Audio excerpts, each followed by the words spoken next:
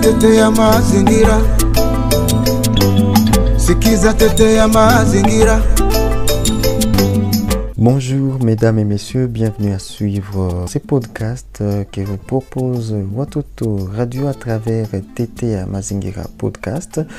Aujourd'hui, nous vous présentons le docteur Stéphane Hans Batey. Il est médecin coordinateur du programme élargi de vaccination en province du Nord Kivu dans l'Est de la République démocratique du Congo.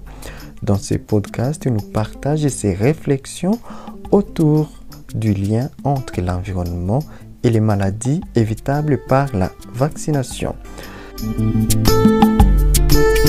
Il s'est ainsi exprimé en date du 23 août 2023 en ville de Goma devant les jeunes reporters et les journalistes amis de l'enfant. Je vous propose d'écouter ici le docteur Hans Batey. Vaccination et environnement, c'est très important puisque vous devrez savoir que quand Dieu a créé le monde, il a créé, en biologie on parle des eucaryotes et des prokaryotes, c'est-à-dire nous sommes des êtres vivants, mais nous avons des catégories. Donc nous avons les êtres vivants supérieurs et les êtres vivants inférieurs. Les êtres vivants inférieurs, ils ont un problème d'instinct. Et avec l'instinct, ils développent aussi le mécanisme de survie. C'est ce que je voulais vous donner.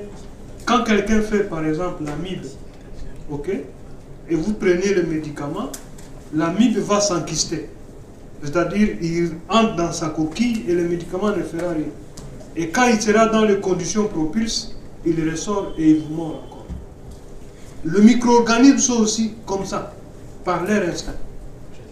Aujourd'hui, il y a 20-30 ans, par exemple, avec les données de l'explosion démographique, nous sommes maintenant en train d'aller vers 8 milliards d'habitants. Et quand nous allons vers 8 milliards d'habitants, l'environnement n'augmente pas. L'environnement, le globe, la superficie ne change pas, mais la population augmente. Et quand la population augmente, l'homme a l'interférence sur l'environnement. J'ai fait partie de mes études en Chine. Ils sont à 1 milliard 700 millions d'habitants. Et quand ils sont à 1 milliard 700 millions d'habitants par rapport à leur superficie, vous allez comprendre que chaque année, les Chinois construisent plus de 1 million de logements.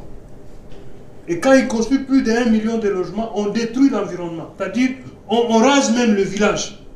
Et quand on rase le village, ça signifie que l'environnement est agressé. Et quand l'environnement est agressé, les arbres, tout ce qui est flore et faune est détruit, ces micro-organismes réfléchissent aussi comment survivre. C'est comme ça que vous voyez, en cherchant comment survivre, vous les agressez et aussi vous agressent. C'est ça le principe. C'est-à-dire quand vous allez au village, par exemple, vous avez vécu en ville, vous allez au village, vous aurez difficile à vous adapter puisque la vie du village, il y a des intempéries, il y a tout ce qu'on peut avoir comme problème. Et quand vous arrivez là-bas, si vous ne vous adaptez pas bien, vous allez tomber malade, ainsi de suite. C'est la même chose quand on attaque l'environnement. Les systèmes faune et flore trouvent aussi le mécanisme de survie, ils vous agressent aussi. C'est comme ça que la plupart des maladies refont surface. Ça, c'est un aspect important que vous devez aussi intérioriser. C'est comme ça que même si nous vivons dans l'environnement, respectons l'environnement. Respectons l'environnement.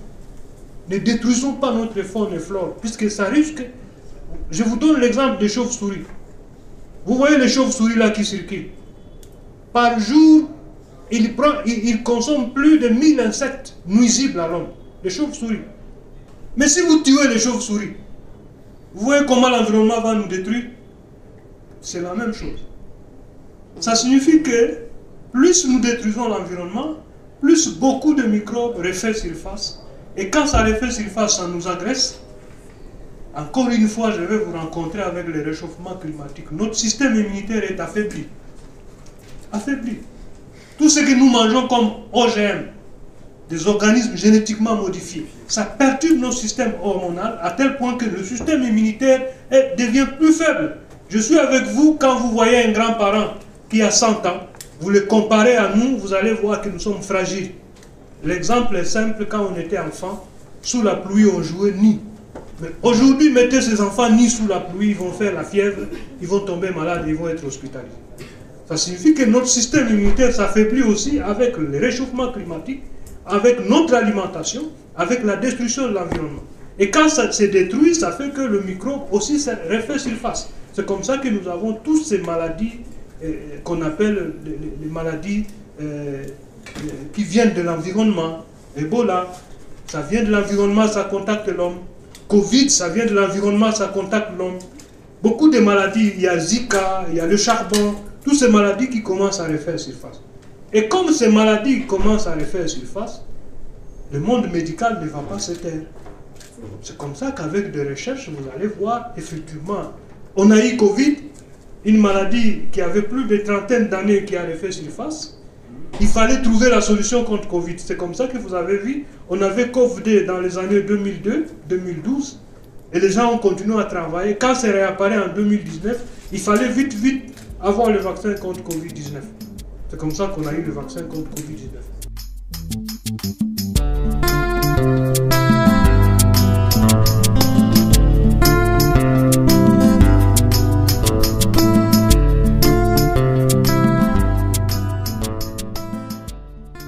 Ebola, c'est une maladie, par exemple, qui a commencé dans les années 1978. Chez nous, encore en RDC à Kikwit, on a eu plus de 10 épidémies. C'est dans les années 2020 qu'on a eu le vaccin. Donc, plus nous avons des maladies liées à la destruction de l'environnement qui refait surface, plus on devrait réfléchir aussi comment avoir le médicament. Et c'est dans ce cadre-là que vous voyez qu'il y a maintenant des vaccins qu'on fabrique pour protéger la population. Je vais vous donner un exemple de notre province du Nord Kivu.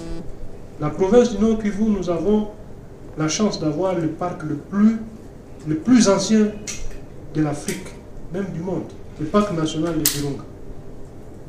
Dans le parc national de Virunga, il y a plus de 2 ans, moins de 2 ans, on avait le charbon. Le charbon, c'est une maladie qui tue et qui n'a pas de médicaments, et qui n'a pas de merci. Cette maladie tuait les hippopotames. Heureusement, c'était dans une zone dangereuse. Les braconniers n'ont pas eu la chance d'accéder à la viande pour aller la vendre dans la communauté. Si les braconniers avaient eu accès à cette viande et l'amener dans la communauté, les gens allaient manger la viande des hippopotames et on serait en train de mourir de charbon, une maladie qui n'a pas de médicaments, et on serait encore en train de vivre une épidémie sans description. Et les gens seraient en train de mourir comme des insectes. Ça signifie quoi? Ça signifie qu'être humain que nous sommes, on doit être en harmonie avec notre environnement. S'il faut détruire l'environnement, il faut le détruire intelligemment pour notre survie, mais aussi les animaux inférieurs doivent survivre. Ça entre vraiment dans cette question-là. L'environnement, effectivement, le fait que nous le détruisons méchamment, les germes qui étaient en symbiose, qui vivent dans l'environnement, se retrouvent aussi agressés et ils développent le mécanisme de survie et ils nous agressent. Et comme ils nous agressent, nous devons aussi réfléchir comment trouver des remèdes pour être protégés et vivre avec eux. C'est comme ça que vous avez vu, il y a de cela des années, on n'avait pas de vaccin contre la fièvre jaune. Depuis 2003, on a introduit les vaccins contre la fièvre jaune. Après un moment, on a introduit d'autres vaccins contre les autres bactéries ou des virus qui agressent l'homme. Et aujourd'hui, on a introduit les vaccins contre Ebola, on a introduit les vaccins contre Covid. Il y a des recherches qui continuent pour les vaccins contre la Zika. C'est aussi une maladie qui tue les gens, une maladie virale aussi. Il y a d'autres vaccins, effectivement, qu'on est en train de mettre sur le point.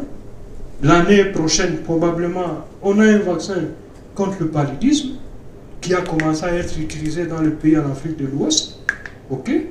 Il y a le vaccin contre le virus chez les femmes qui provoque les cancers des côtes. D'ici là, on va aussi l'introduire pour protéger les femmes contre le papillomavirus qui provoque les cancers des côtes. Donc beaucoup plus de maladies émergent, mais aussi notre système immunitaire s'affaiblit de par notre alimentation.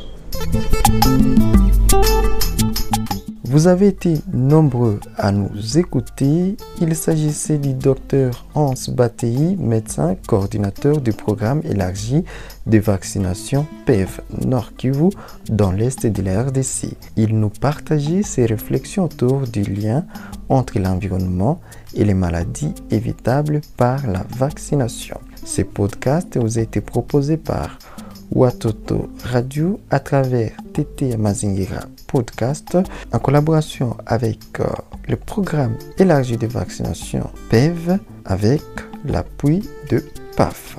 À la présentation de ce podcast, j'étais Daniel Makassi. Portez-vous bien.